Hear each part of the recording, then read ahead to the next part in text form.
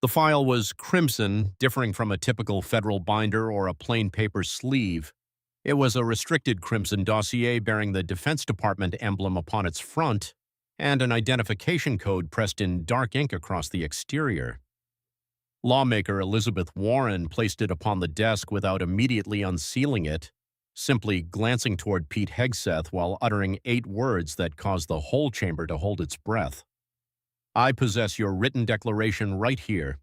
If you happen to be a first-time viewer of this channel, follow us immediately, since what Warren prepares to execute utilizing that crimson dossier represents the most systematic dismantling of a defense chief's reputation this panel has ever observed." She arrived without a prepared monologue, and she arrived without political rhetoric.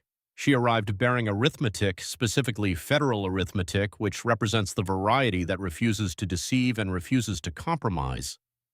Inside the Senate Armed Services Panel Chamber SR2 on Tuesday morning at 10:44 a.m. Eastern Time, the session was scheduled as an examination of the Defense Department fiscal year 2027 financial distribution and expenditure oversight, a customary procedure, though that term is rarely accurate. Warren entered carrying a pair of objects, a yellow notepad filled with manual scribbles, alongside that aforementioned crimson dossier. She positioned both items upon her workstation prior to the session commencing, refraining from handling them throughout the initial 60 minutes while simply hearing testimony, recording observations, and allowing fellow lawmakers to pose their inquiries. Hegseth appeared comfortable as he had addressed this panel on numerous prior occasions, understanding the pacing of these proceedings and recognizing which lawmakers might act hostile versus those who might offer him leeway, having readied himself for every scenario.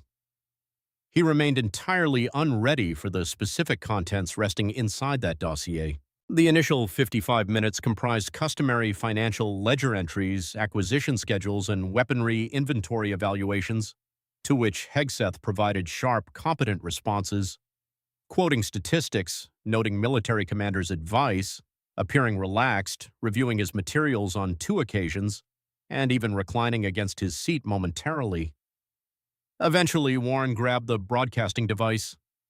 "Mr. Secretary," her tone sounded monotonous yet accurate, mimicking the cadence of a person who has previously completed the computation and is currently just announcing the final answer publicly. "During the 3rd of March this calendar year, your department presented a typed financial defense declaration to this panel, representing an official record authorized by you utilizing your power as the defense secretary. Do you recall this record?" Hegseth motioned affirmatively, noting he provides numerous records to this panel, Senator, and he cannot remember the exact details of each one. You merely have to remember a single sentence. Warren unfolded her yellow notepad to the 7th sheet, 4th section, stating your department wrote, and I am citing verbatim from your personal filing, "The Defense Department has never approved, ordered, or allowed any redistribution of legislatively allocated capital beyond the approved movement authorization guidelines." She raised her gaze, confirming that represents your declaration, Mr. Secretary, recorded via text authorized, and presented to this panel on the 3rd of March. Hegseth tilted ahead marginally, affirming that the remark properly mirrors our agency's stance regarding the matter. "Excellent." Warren shut the yellow notepad, meaning you shall face zero difficulty justifying the following item. She grabbed the crimson dossier, unsealed it, and pushed the initial record forward toward the overhead projector, ensuring all displays throughout the chamber might display it. This represents an internal Defense Department financial movement approval temporally marked on the 14th of February, exactly 17 mornings prior to your typed declaration to this panel. She allowed that figure to linger, 17 mornings, movement total of $3.2 billion, origin ledger of legislatively allocated functional and upkeep capital, target location of an optional ledger categorized beneath your personal command.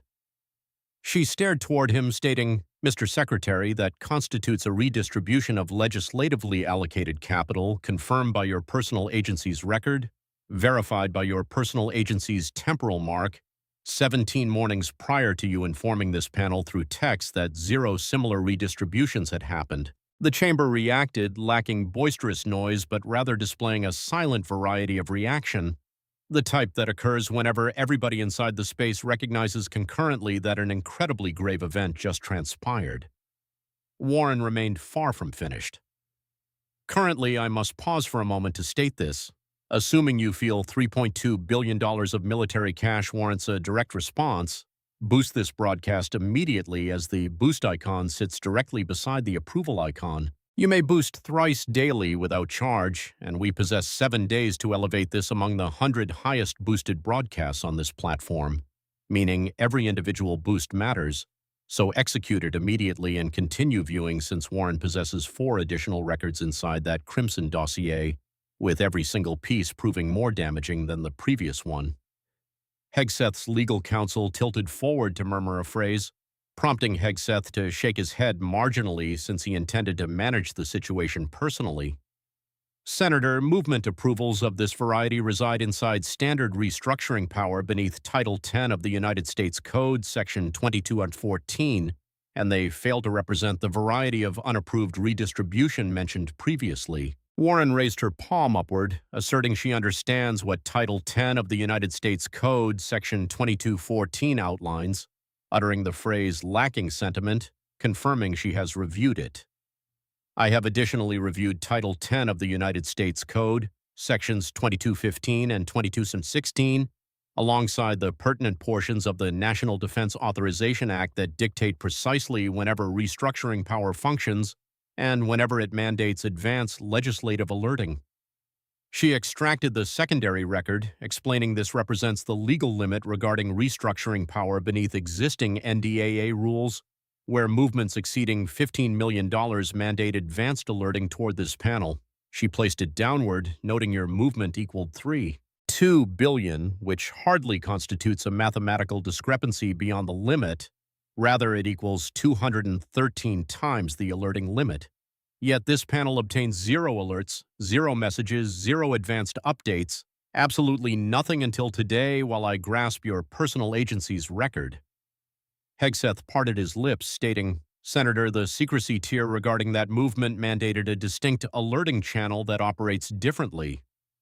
Which channel? Warren inquired without elevating her volume. Which channel, Mr. Secretary? Identify it, reference the law, and provide me the administrative digit.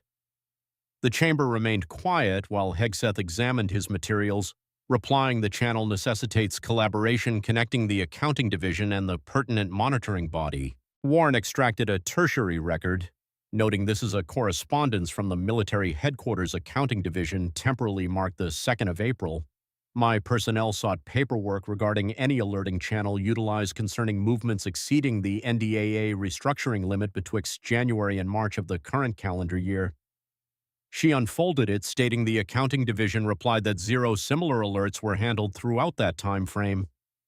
She placed it downward, declaring your personal accounting division verified 0 alerting channel existed since 0 alert existed, primarily because you shifted $3.2 billion lacking legislative disclosure, and subsequently 17 mornings later you presented a typed declaration to this panel claiming it never occurred. Hegseth's jawline clenched as he expressed, Senator, I must resist against the description suggesting that action occurred. I possess 2 additional records, Warren stated while extending into the Crimson dossier anew, and I desire you to view each of them prior to you determining what to resist against. Regarding the quaternary record, she elevated it, stating this represents an auxiliary movement approval temporally marked the 19th of March, 16 mornings following your typed declaration.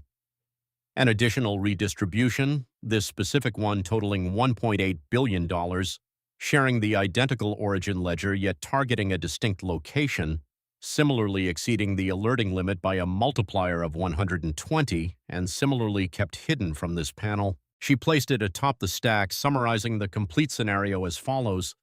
On the 14th of February, $3.2 billion shifted lacking legislative alerting. On the 3rd of March, you present a typed declaration to this panel claiming 0 unapproved redistribution has transpired. On the 19th of March, $1.8 billion shifted lacking legislative alerting. She hesitated momentarily, noting a collective $5 billion of legislatively allocated military capital shifted lacking the lawfully mandated alerting toward this panel, sandwiching a typed declaration wherein you informed us the event never occurred. The chamber exploded, avoiding the gradually increasing variety but rather experiencing the immediate variety, featuring recording devices adjusting, reporters striking keyboards, a conservative lawmaker representing Alabama vocally breathing outward, and the presiding officer's mallet striking double. Silence. This panel shall uphold silence.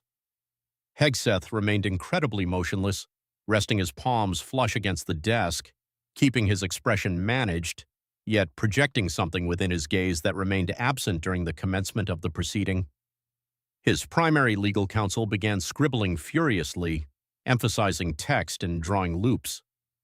Warren delayed until the chamber quieted, whereupon she extended into the Crimson dossier an ultimate occasion. The Quinary record, which I desire to dedicate a minute toward, she elevated it, represents an internal military headquarters financial gathering log from the 11th of February, 3 mornings prior to the initial movement, featuring your agency's leading personnel attending, and within this log, a financial examiner elevates a worry. She recited from the material, noting the examiner declares, and I am summarizing, this movement shall surpass the NDAA restructuring limit and shall mandate advanced panel alerting. Your reply within this log, Mr. Secretary, read as follows. She raised her gaze and recited leisurely, we remain abstaining from executing a restructuring. We remain executing a redistribution utilizing optional power. Distinct category, distinct guidelines, zero alerting mandated. She placed the material downward, reiterating the phrase, distinct category, distinct guidelines. She stared toward Hegseth straight on, declaring, Mr. Secretary, zero distinct category exists. I have reviewed every pertinent law, my personnel have examined every germane rule, and zero optional redistribution power exists that absolves a $3.2 billion movement from legislative alerting. You failed to discover a distinct category, you fabricated a category, and subsequently you authorized a typed declaration directed at this panel informing us the category failed to exist whatsoever. Hegseth's counsel rose, declaring, Mr. Presiding Officer, I must protest against the description regarding protected internal analytical dialogue. Take a seat. Warren refused to glance toward the counsel, keeping her visual focus fixed upon Hegseth, stating, I refuse to acquire this log via an unauthorized release. I refuse to acquire it via an unnamed contact. I acquired it via a legal summons commanded by this panel on the 15th of April.